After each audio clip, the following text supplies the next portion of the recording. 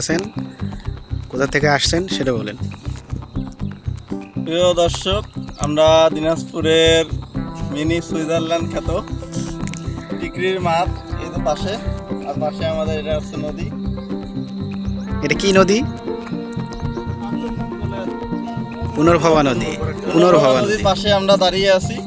তো এখানকার যে সৌন্দর্য, প্রাকৃতিক সৌন্দর্য, যে কারোর মনটা আপনার ভরে যাবে এবং প্রাণটা আপনার জুড়িয়ে যাবে যদি এখানে আসেন।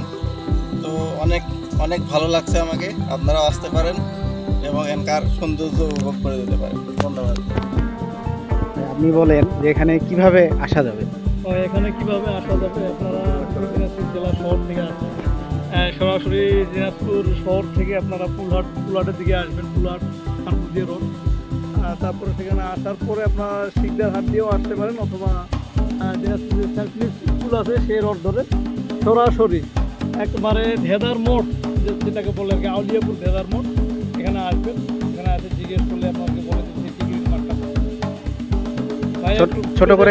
ছোট করে এটার একটু ইতিহাস যদি বলতে পারেন। এটা আসলে ইতিহাস, এটা যতদূর আমরা জেনেছি, এটা দিনাজপুরের মহারাজার কুইলকৃত বা দানকৃত ওনার এটা গোচারণ ভূমি, এটাই আমরা জানি। এখানে ওনার যে গরু বা হাতি তো না, মানে ছাগল টাগল আনুষ্ঠানিক যে গবাদি পশুগুলো ছিল সেগুলোর চারণ ভূমি ছিল টিকরির মাঠ।